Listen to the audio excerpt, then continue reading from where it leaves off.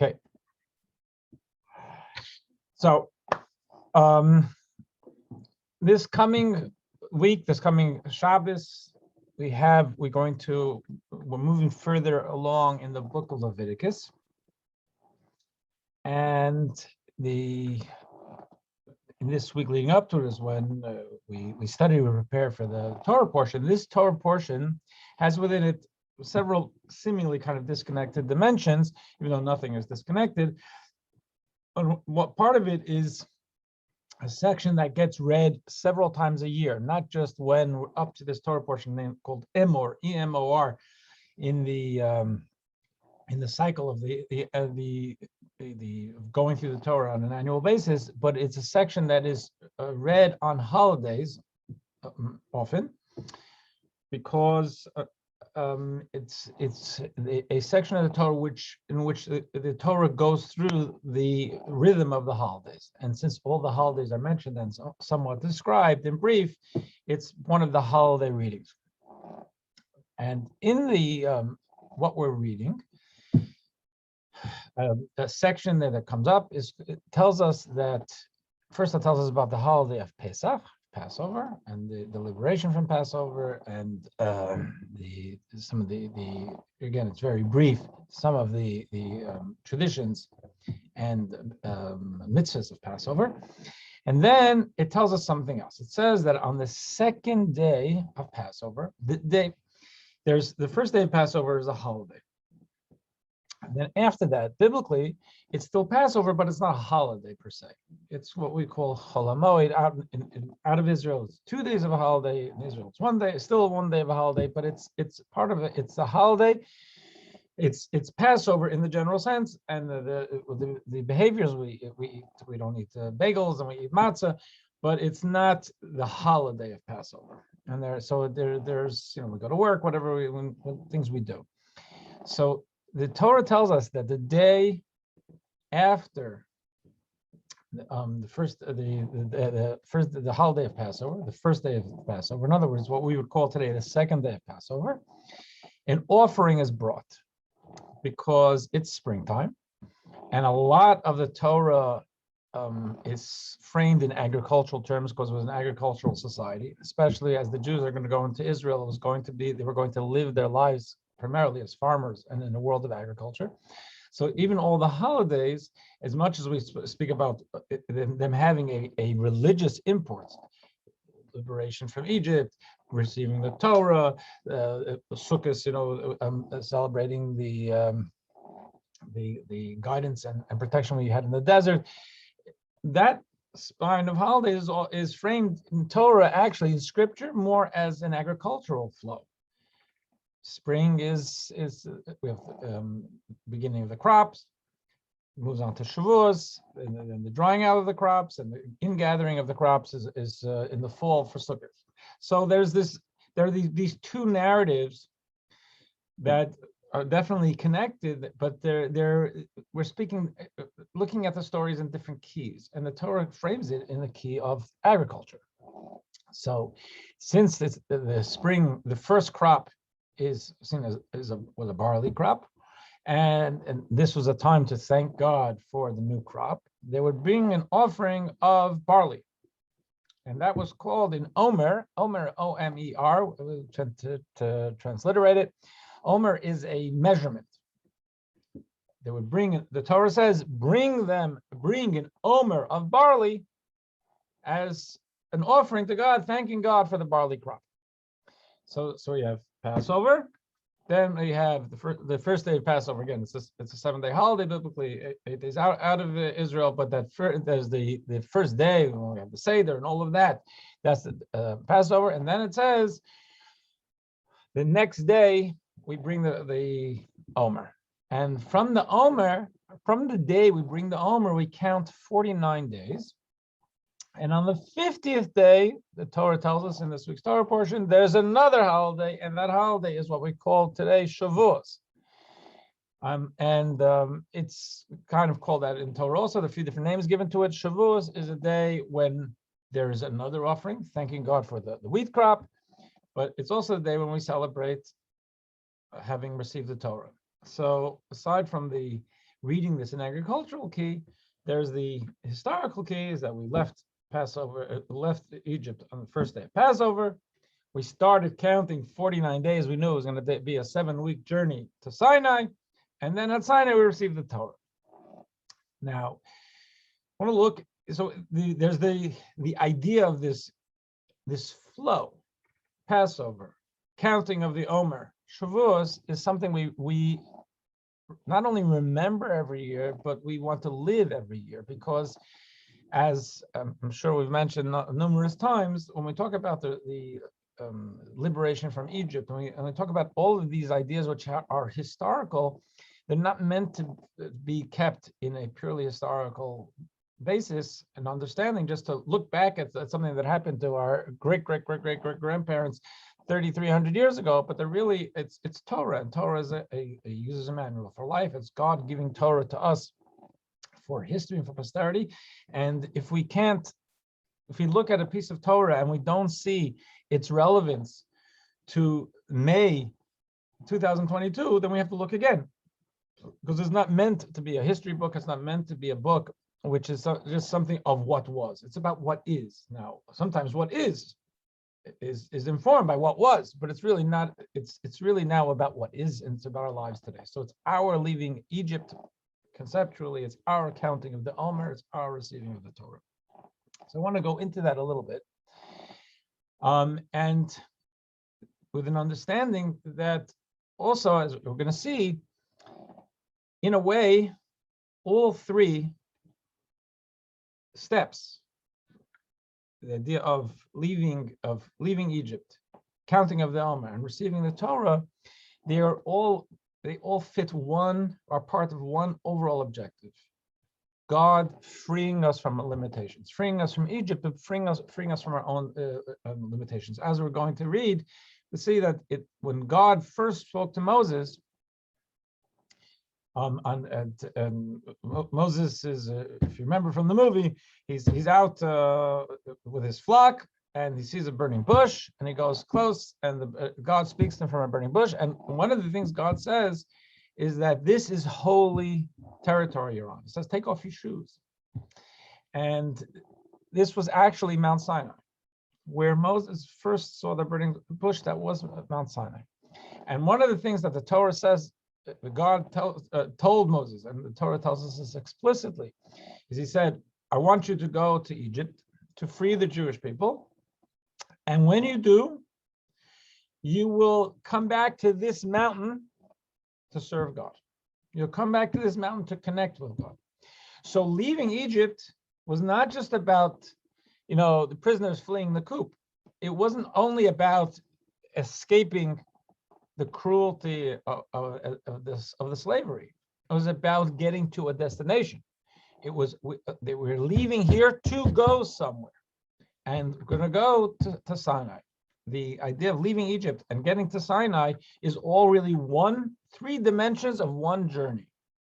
And they all are about us leaving a prior existence, not only the slavery, the political slavery and the cruelty of what happened in Egypt, but this idea of an Egypt, the limitations of that are on our psyche and our personality, which exist today too, and then the actualization of coming to Sinai. Now, I want to just share a screen and look a little bit deeper into this. So first of all, it says, this is from this week's Torah portion, number 1. It says, on the morrow of the day of rest, and I told you that this was after the first day of Passover, which is a day of rest. We were not allowed to work. But the language is odd, because day of rest, it could have said, celebrate Passover, first day, and the next day you bring the grain offering, the barley offering. It says the day after Shabbos. Now, Shabbos or Shabbat, we know what that is. That's the 7th day of the week. We had it yesterday. It is in the looser term, in the more general term, it can refer to any day when we're told to relax from tackling and perfecting the world and turn our focus inward. and focus on our souls, our relationships, our connection with God. So the idea of using the word Shabbos, which is the Hebrew word for the day of rest here, that's being used in this week's Torah portion, it is odd. It's acceptable, but it's odd. So it says, the verse says, on the morrow of the day of rest, and the morrow of the day of Shabbos, you must count for yourself 7 weeks until the 50th day when you bring a grain offering for the new crop. So there would be a wheat offering on Shavuos.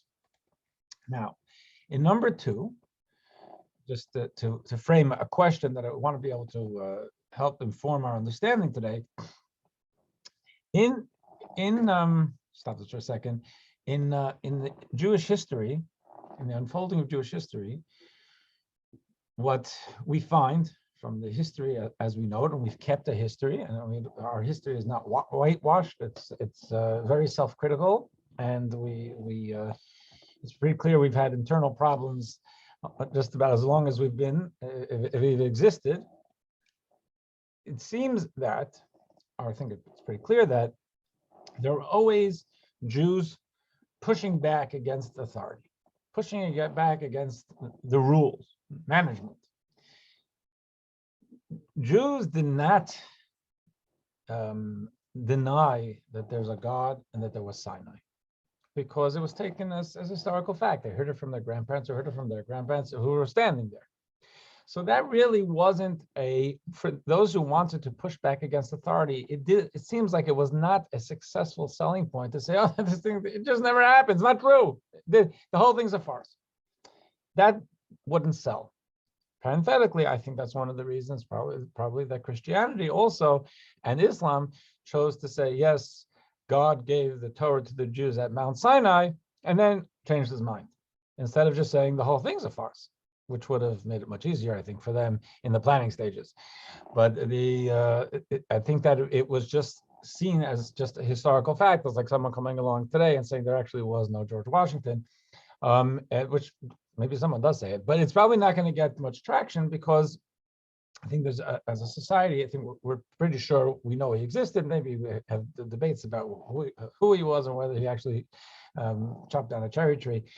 But it's not about the person, about certain events. So the Jewish rebellion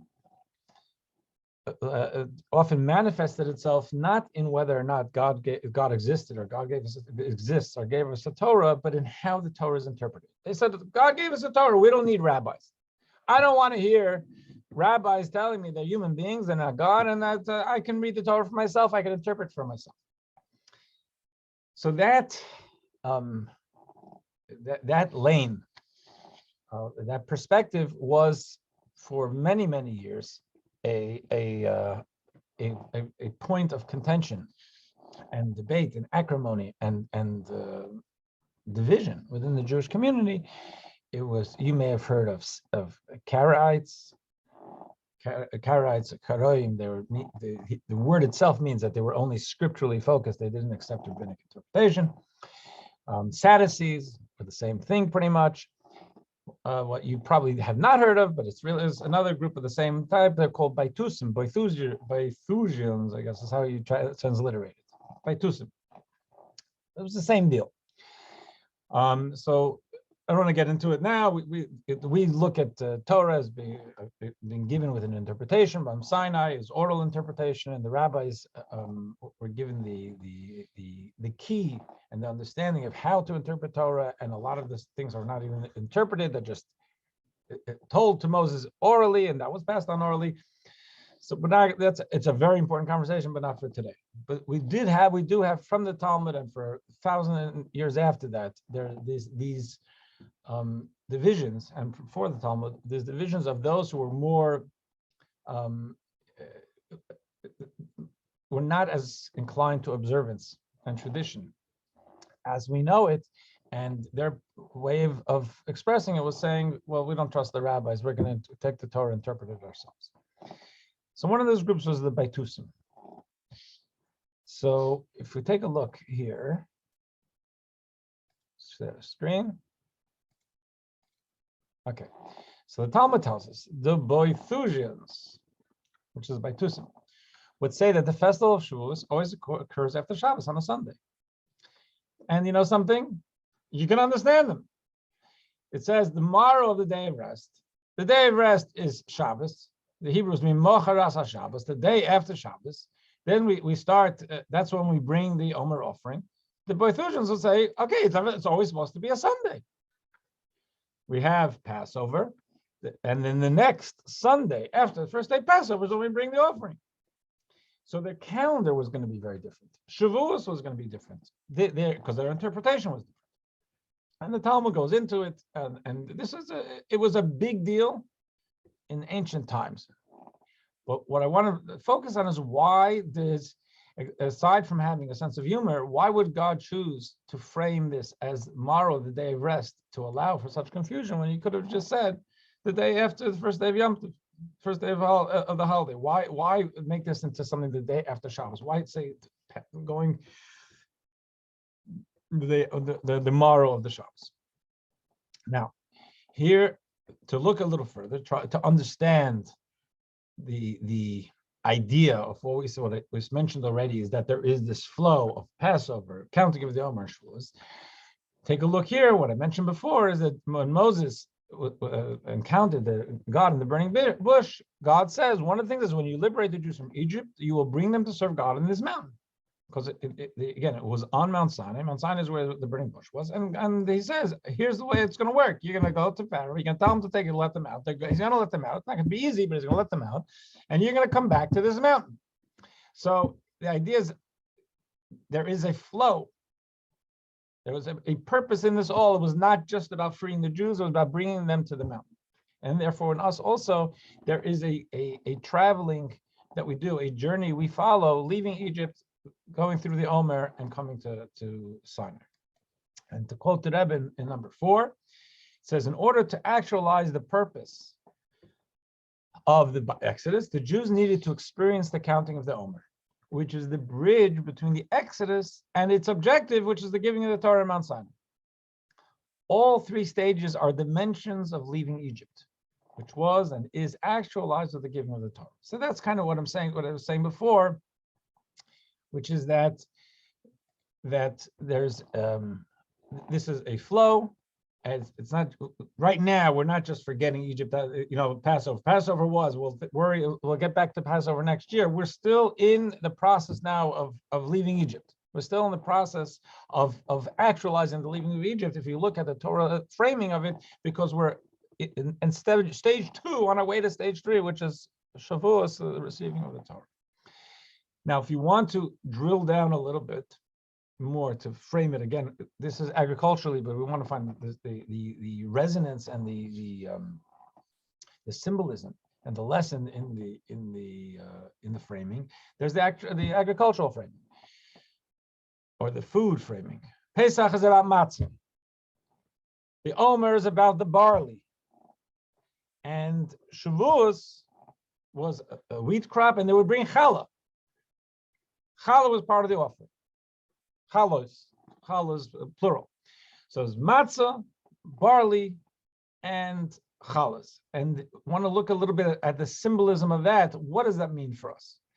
And if you look here, it says here, number 5, it says all the flour offerings come from wheat, because there were flour offerings brought all year round, but the Omer was from barley. And as the Talmud tells us there, that was considered the food of animals. I think we all eat barley today, barley soup and all of that. But what was seen is that that was more animal feed. And that's the way the Torah frames it. It's okay, we can eat animal feed if we want to, but the barley is the food of animals. So eating matzah, then there's the food of animals. And then in number 6, we shall count until the day after the 7th week, right? We count 49 days from the barley offering, namely the 50th day, and that becomes a holiday. That's Shavuos today, on which you shall bring a new meal offering, and you shall bring bread, 2 loaves baked, leavened. So there is, when in looking at this, just to sum it up, we have 3 dimensions of our journey from Egypt to becoming a people. There's 3 dimensions in leaving our own Egypts. into self-actualization, and they are framed in the use of tools of matzah, barley, which is animal feed, and challah. And one of the things which we'll bring up just at the end is this idea, somehow it's framed as coming from the day after Shabbos, when that's kind of an unusual and an unnecessary framing, which gave us confusion. Life would have been easier if God would have been a little bit clearer on that. So now, one of Hasidic thought uses this verse in 7 as a way of looking at a way to frame insight, which will help us understand this. This number 7 is from the Song of Songs. Song of Songs is a love song. It's a love poem from King Solomon wrote. Now, it's a love poem, true, but as our sages have told us for thousands of years, this is King Solomon using the beauty of human romance for us to understand and appreciate the possibility of a God-human romance, the idea of intimacy with God, and the idea of really feeling connected to God, of yearning for God, of missing God, of wanting to embrace God. These are all that we can understand that God gave us the gift of human relationships. We're talking about here man-woman relationships, marriage, and that is something that has many gifts. One of its gifts is that it serves for us as a portal into understanding what it means to really love, and then we can use that as a model for what it means to really connect with God. So one of the verses of Song of Songs, because there's a lot of spirituality in Song of Songs, right? If it's about the intimacy we can find with God. So there's a Song of Songs full of these quotes, one lover to another. It says, "Pull me toward you. We will run after you. The king brought me to his chambers." A lot of it's cryptic, but one thing is pull me toward you. So let's say I'm saying to God, I'm saying to my lover, this is us, the narrative is we're saying pull me toward you, pull me close. We will run after you. It doesn't say who we is. And then it says there's this intimacy. The king, who's the you here, brings me to his chambers, which is the idea of the intimacy of just the seclusion between the king and I, the king and us, and in other words, the two lovers. So here, if you want to take a look at it, the first thing it says, pull me towards you. That Jewish spirituality, Hasidic thought tells us that symbolizes the first leg of our journey. It's actually three, I'll bring it back up in a minute. It's actually three different clauses or phrases in that sentence, and they symbolize and refer to the three different stages of this leaving our own Egypt and actualizing ourselves. Pull me toward you is the Egypt experience. We will run after you is the Omer journey, and the king has brought me to his chambers represents the intimacy that we find with God. That's at Sinai, Shavuos, that we can find today. So start with the first one. It says, pull me toward you.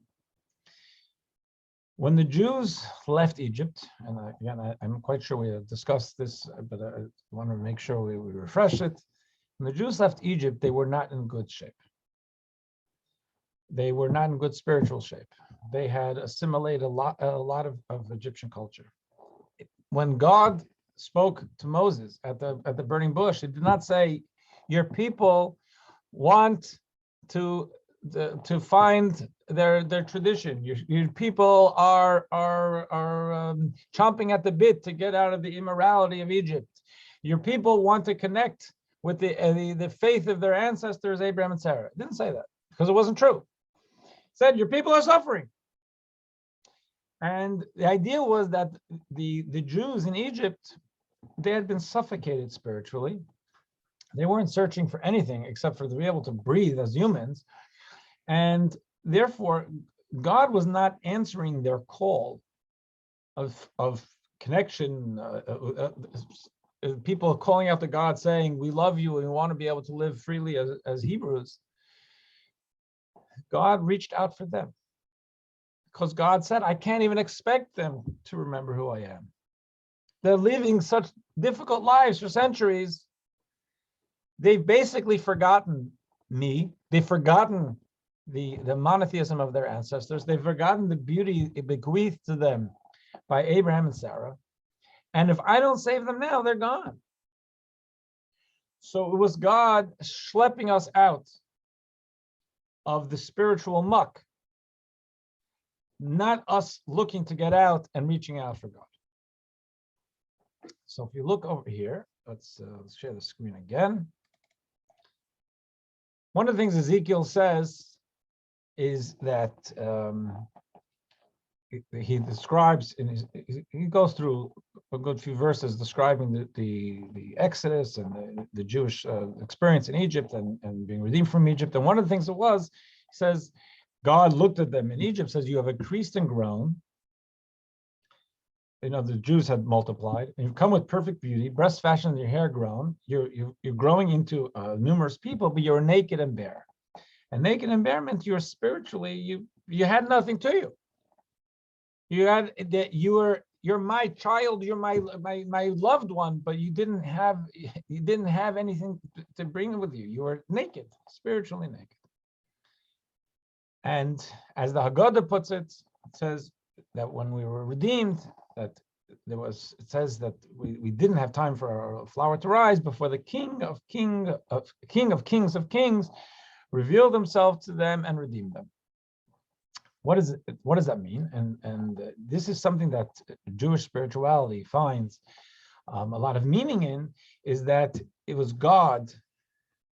There's a whole spiritual structure, metaphysical structure, the angels and all of that.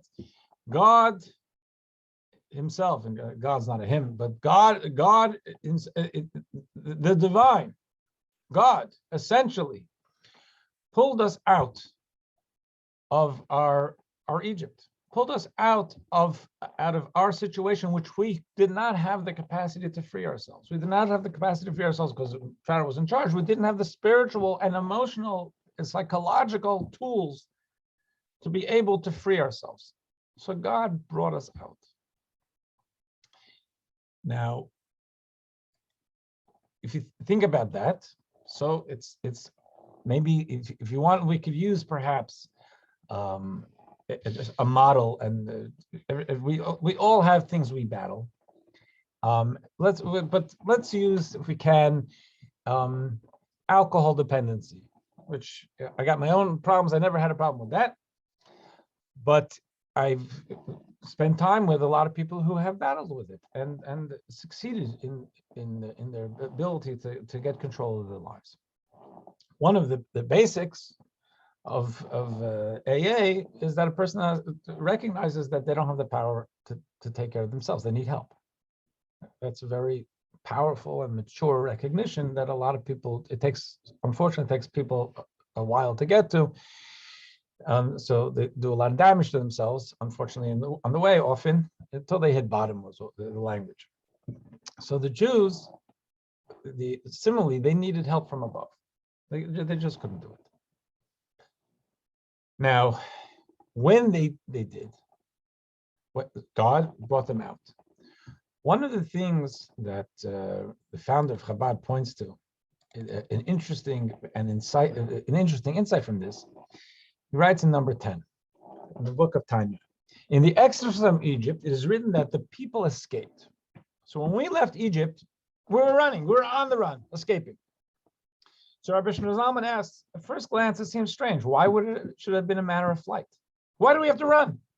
The Egyptians had just gotten whacked with 10 plagues. This was not something, oh my gosh, they're going to change their mind, even though they actually did. But it's mind-boggling that it took them 10 plagues to have their society being dismantled and decimated until Pharaoh finally came to hit bottom and agreed to let us go.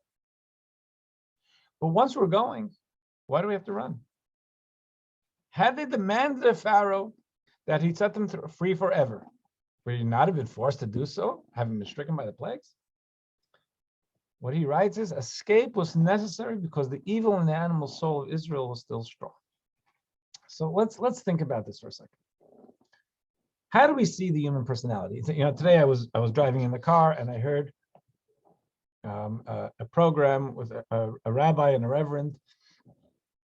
Steve Applebaum likes to listen to it. And what the bit I heard was, how do you see people fundamentally? Are they born evil? Are they born good? And the rabbi offered that in his opinion, Judaism sees us born as like I think it's called tabula rasa. He didn't use that expression, but we're the jury's out. Make of yourself what you can. And I could see a point to that, but I would have answered the question differently. Judaism sees us in a complicated way. Judaism sees our fundamental self as good. We have a godly soul. It's godliness. How could it be anything but good? Then God invests our godly personality into what we're going to call a human personality. And the human personality is inherently self-centered, not evil, but self-centered, self-oriented. Self-orientation can lead to self-absorption. Self-orientation can lead to selfishness. Selfishness can lead to evil. But the fundamental difference is not so much between good and evil. It's that the godly is visionary and recognizes that we're all here for a purpose. And its orientation is, what can I do to fulfill my purpose in life? And the more human is about, its orientation is, what can I do to get more out of life, more pleasure out of life? It's like, ultimately all I want to do is I want to get more toys, I want to be happy, I want to have fun. And that's the purpose of life. And maybe not necessarily fun, that sounds shallow, but it's about self-gratification. So in Jewish spiritual thinking and in Chabad literature, that second, what I call the second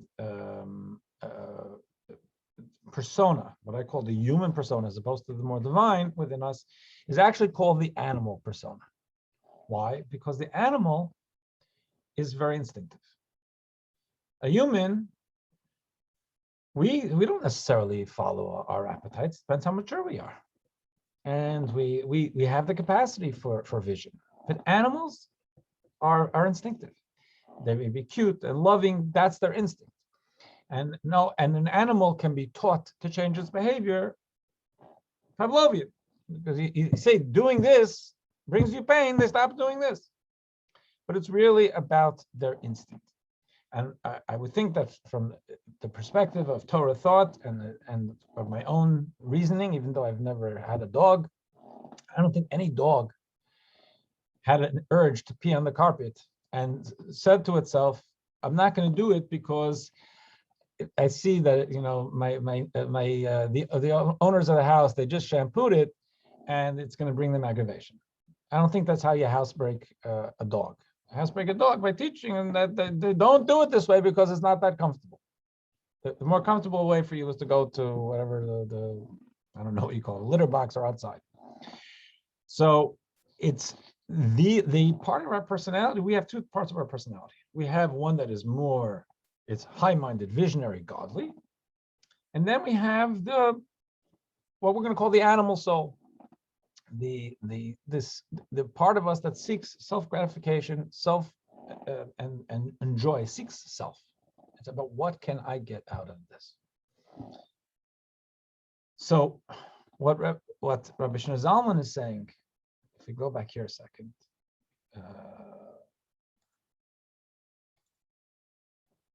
saying escape was necessary because the evil in the animal souls of Israel is still strong. So think about it this: we all have an animal soul. We all have instinct. Let's go back to the model of the person who's struggling with alcohol dependency. And alcohol dependency, we make a mistake if we say, "Oh, this is just about alcoholics." It's not. It's about all of us. All of us maybe spend a little bit too much of our energy on chocolate, or on a nice car, or on what people think of me, or all the things that trap us. They're all Egypts. Okay? Alcohol is just probably an easier way to understand it. So there's this pull. The person has a pull for alcohol. The animal soul in all of us has a pull for something. And you can bet your bottom dollar, often we have a pull for something that's not good for us. It's not good for us morally, and not good for us nutritionally. I think we all have it. And a big part of life is how we deal with our animal. Actually, the foundation of Chabad thought is about dealing with these two urges within us. The urge for transcendence, connection with God, and the urge for self, which is natural. So God gave it to us. So what he says is that at that point, they had to run. Why do they have to run? Because each of us, think about it in our terms, and we'll get back to Egypt later. For a person who has sat in my office and spoken about the destruction that he or she has brought on themselves with drinking too much alcohol, and now they feel they've hit bottom, they want to look for help, but they don't. They feel powerless. And now they go to a friend's house, and the friend is serving alcohol. It's legal, and an alcohol they like.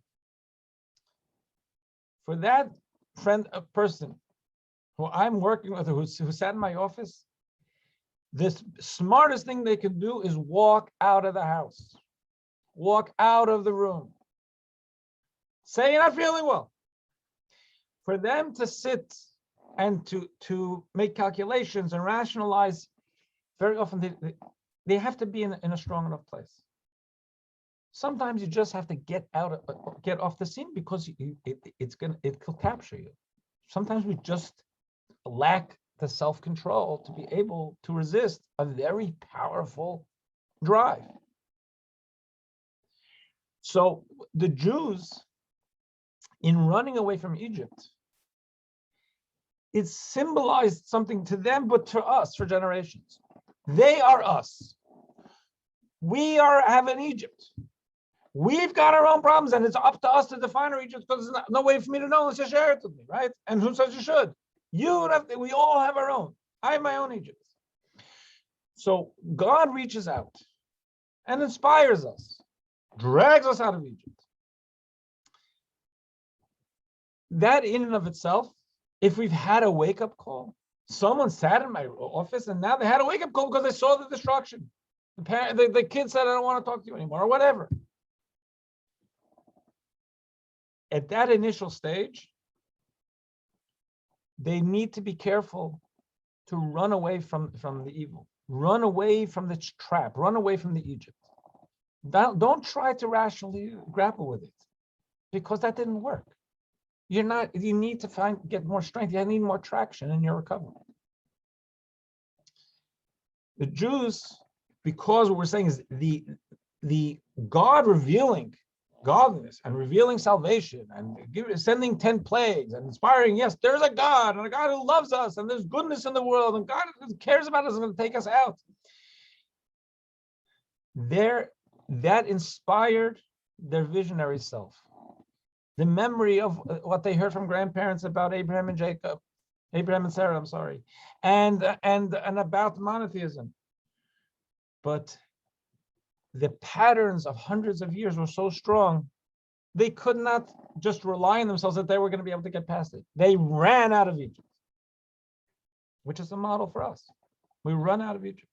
To be able to every year, there is this idea of the tension and the angst to be able to stop doing what I'm doing. No arguments, no conventions.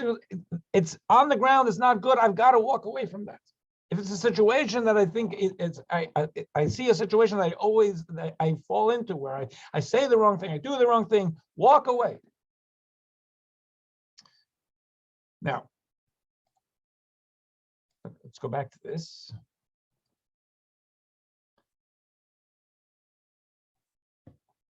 as Rabbi Zalman writes further,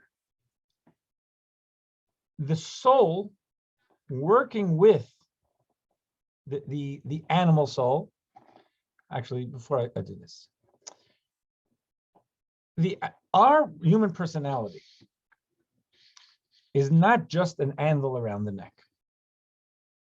It brings us problems. We have these impulses, these instincts, the desires, whatever it is, that get in the way of what we know is, if we wake up in the morning and we just think about the how a good day would be, what a meaningful day would be, that's great. But then life kicks in. What Rabbi Zalman is telling us, saying is that our job isn't just to run away from our negative impulses. It's to tackle them. It's to refine ourselves. It's to be able to harness our human personality. Running away from that setting where there's the alcohol, which is an attraction, situationally, it makes sense. Because if a person doesn't have the strength to overcome the gravitational pull, it's a problem. But that's just the beginning. Where a person wants to go is to be able to get to a place where they're in recovery. And they have the strength to be around, and the consciousness, and the sense of self-control, and the confidence in themselves, and the self-awareness to guide their own lives and not be controlled by a bottle. So the running away is just in that initial stage when they don't have the strength. So, and the idea of Passover was we had no strength to get out of the slave mentality. Our parents and grandparents were there. We lived that way. We were in the Egyptian mentality. God schlepped us out, but schlepping us out didn't solve it. Schlepping us out of Egypt took us away from the current problem. But part of the problem went with us. What about our attitudes? What about our personalities? We needed to work with that. And that's a beautiful part of life, being able to perfect ourselves, or to refine ourselves. And if you look at number 11, Rabbi Zalman writes that the soul, the holiness, the godliness of the soul, before we're born, we're up with God. It's beautiful. Everything's nirvana. And then God puts us into this rat race called the human life. And we're invested in the human nature that gets in the way. So he says, though it is indeed a great descent for the godly soul to be put into a human body, human personality, a veritable exile for the soul, because even if it becomes perfectly righteous, it will not attain attachment to God experienced prior to its descent into this corporeal world. So when I'm praying, when you're praying this morning or this afternoon, we look and say, I have godliness within me. It's holy, it's pure, connected to God, but it doesn't feel it. It's hard to feel my connection to God because I have been torn away from it. God took me away from that to put me into this challenge. But it's a rachmanis on the godliness. Why would God do that? It sounds abusive. It says its descent into this world to be clothed in a body and vital soul is for the sole purpose of perfecting them. God, we are here on a mission. Our godly souls are here on a mission to go and take our bodies and our what is called a human soul, the animal soul, the human, whatever you want to put it, that more self-centered, self-oriented personality, refine it, work with it, harness it for good. The divine soul itself doesn't need perfecting at all. There's no need for it to be body in this world and a body and vital soul, except to draw down godly light to perfect them. So what Rabbi Zalman is saying is that the point, the perspective that the Jews had, which was off in Egypt, it wasn't only to run away from it, because you can't run away from yourself. It was to run away from the pitfalls, from the traps, so that they could get a more sane, rational look at themselves and say, what am I going to do with myself? How can I better myself? How can I straighten out my own personality? And how can I harness myself, the passion that I have for things that get me into trouble? If someone sits here and says, I have this urge, is an overwhelming urge for Johnny Walker blue, black, blue, whatever it is, and say, now you know what an urge is. That stuff is poison for you. But how about have an urge to build relationships? Wake up in the morning enlivened with the possibility of bringing good to the world, of living a meaningful life, of doing good by someone you love. Passion itself is a good thing. Just redirect it. And the animals on the ground more passionate than a human. they let loose. Animals, not in this sense, it's not evil. It's just natural. It's instinctive. So there's nothing wrong with instincts. Just guide the instincts. Guide the instincts to a good end. Let the instinct is and our emotions are like an elephant, and the visionary is like a person riding the elephant. When the emotions get carried away, the person riding the elephant is not going to get too far in controlling the elephant. But if you can harness the elephant, or if you can harness a stallion, if it's running in the wrong direction, you're in trouble. But if you can harness it going in the right direction, you're going to get far in the right direction more quickly. It's about harnessing. So if you look over here,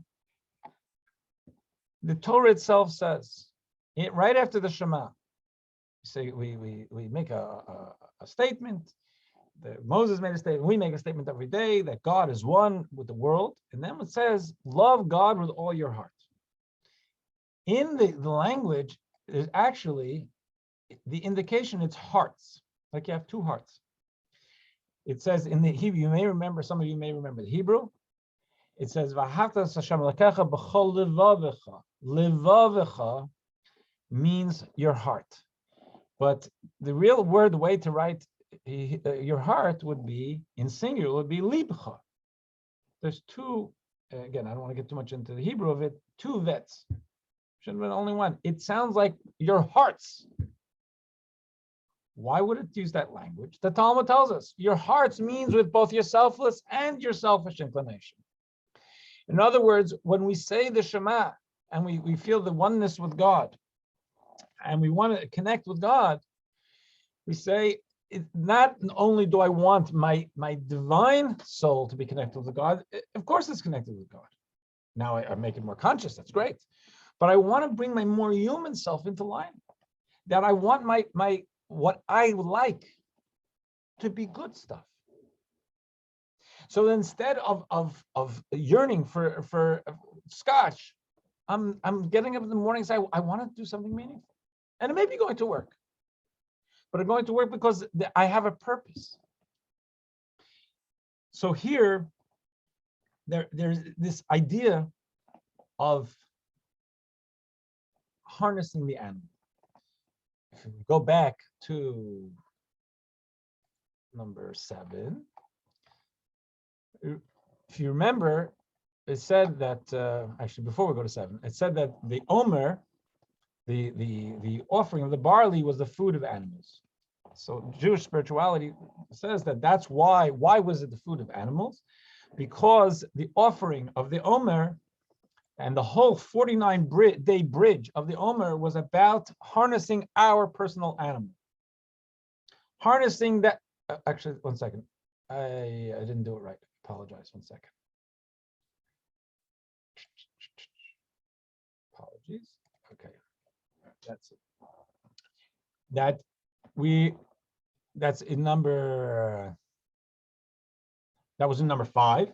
That's the barley, the food of animals. So therefore, if we go back to the verse in 7, pull me toward you refers to God acting on us, pulling us towards the divine. That's Passover. Or today, for any of you or any of us who feel a moment of, a moment of inspiration that would just hit us.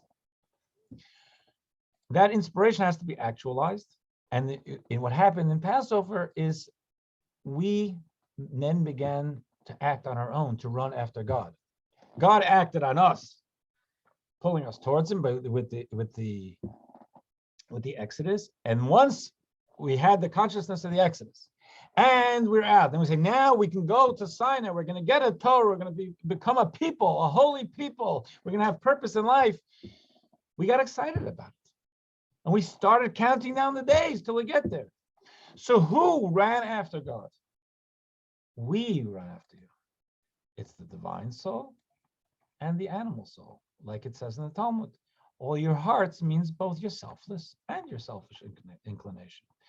Some people do mitzvahs because it makes them feel good. That's okay. It's good. Let our personal passions be that we're doing good things. And then finally, we'll get to the third one, which is the king brought me to his chambers. That is the intimacy of Sinai. How can we see that here? So first of all, actually, before we do that, what I put here was 14, going back to the animal soul here. Human rationale tends to temper the emotions. In contrast to an animal which doesn't possess the intellect to calm its emotional surge. Divine soul tends to be more emotionally tempered. People, cerebral, they're calmer. They're not going to jump around. An animal will, or someone less mature might. We say in contradistinction to the animal soul, when the divine soul is able to harness the animal soul's passion, it is more empowered in its drive for holiness. Our divine soul becomes empowered by its harnessing the animal soul. Because now we're totally into it. It's not that I really want to do that, but I'm religious, or I have a conscience, or I feel guilty and I'm doing the right thing. I love what I'm doing because I've channeled my passions into doing good things. So now go back to Shavuos. We say there is a time, as Chassidic thought tells us, there's a time when we don't want to rationalize. The time that it's when when a person is struggling and they're at a party where they're serving that Johnny Walker or whatever. Don't rationalize, walk out. But then there's a time to rationalize. There's a time to use our minds. And there's a time to pursue our understanding and to use the gift of understanding and the gift of and to recognize that we can bring our entire personalities to good. I'm not a bad guy inherently because I lose control when I see Johnny Walker. I'm a guy who has a weakness. And if I can refine that, so while I have that weakness, I shouldn't try to rationalize, I should get away from it. But when I have a grip and an understanding and some traction, then of course I want to bring my mind to it. The holiday of Shavuos represents this idea of being with our full personality and connection with God. Matzah and challah can have the exact same ingredients. Matzah is not allowed to rise, and challah does rise. Matzah represents total submission, surrender, which is that's the freedom that comes with Passover. Just saying, I surrender to a higher authority, and I'm just allowing myself to be schlepped out. The challah and the two challahs that are brought as the offering on Shavuos represent that we're not coming in selfless and say we are totally connected, but we're not. Our minds, our thoughts, our persona has now been refined, and we can bring it all to the dance. We're not running away from anything. We, with our full, our understanding and our emotions and how we feel and our passions, we're all coming to embrace God. We're not running away from anything. Because at Sinai, there was a change. They became a new people, individually new people. One of the things that the Talmud tells us is that when the Jews stood at Sinai, at each utterance, every time God said one of the 10 commandments, their souls flew from their bodies. They died. The souls transcended, flew up to God, and then they were revived. What does that mean? It means that one level of life ended and a new life began. There's a rebirth that comes with Shavuos. The rebirth that comes with Shavuos is that where we were Passover, life wasn't working. And just coming at it with our normal way of thinking and approaching wasn't going to work. We hit bottom. We needed to look for help. God helped us. We didn't even look for it. God helped us, schlepped us out. We started working. That was number one. We started working on, we brought a barley offering, started working with the offering. And working with ourselves, refining ourselves. By the time the 7 weeks were up and we came to Shavuos, we had gotten a grip on our personalities. We had harnessed our weaker, more self-indulgent side, and we brought our entire persona to God. Now, where does that come from? How do we have the strength to change ourselves? Torah tells us it's only through God. The Talmud tells us, I didn't bring the quote, but the Talmud tells us if left to our own devices, change would be very, very difficult. I think we all know change is not easy in the human condition. God helps us. And for us to be schlepped out of Egypt, it took God, not an angel. One of the reasons it says that if we go back, as the Kabbalah tells us, the reason that this is, that we say that the offering of the barley was brought on the morrow of the day of rest and the morrow of the day of Shabbos, when it was really, it's the day after Yom Tov, is because as mystical thinking tells us, the world in which we live, the finite world, its parameters are space and time. The parameter of time is, we all work within it, it traps us. There's a holy type of time, Shabbos, that's within time. That's the pinnacle of it, but we're all but we're all trapped in that cycle. To go the morrow of the day of rest refers to the idea, it alludes to the idea of going beyond time, going above the normal structure, going across, beyond the normal metaphysical cycle and physics cycle that we're all trapped in. That's coming from God.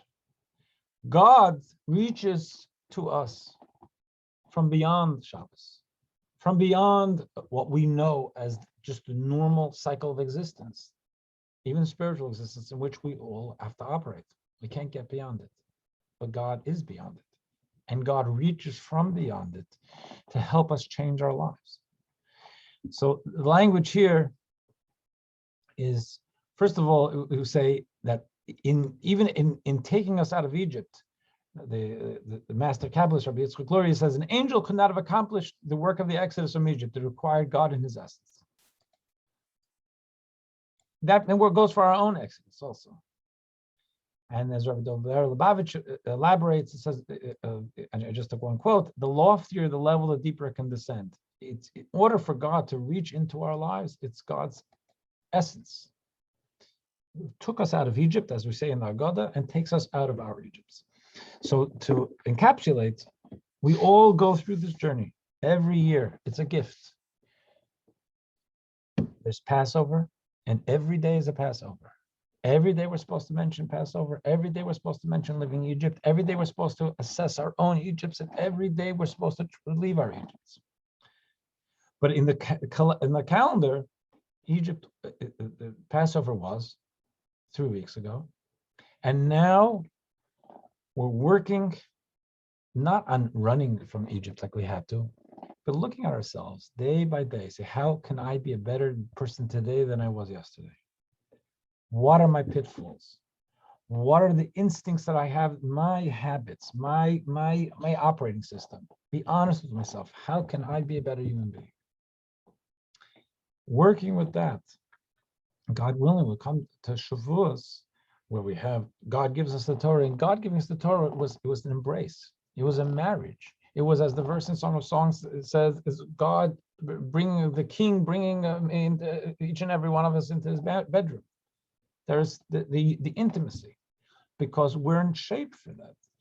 And hopefully in a place of Shavuos, and again, it's for after Shavuos too, to be able to approach goodness and a good life from a healthy place where we're no longer struggling. I know when it comes to alcohol or things like that, a person's always considered recovering, and I respect that.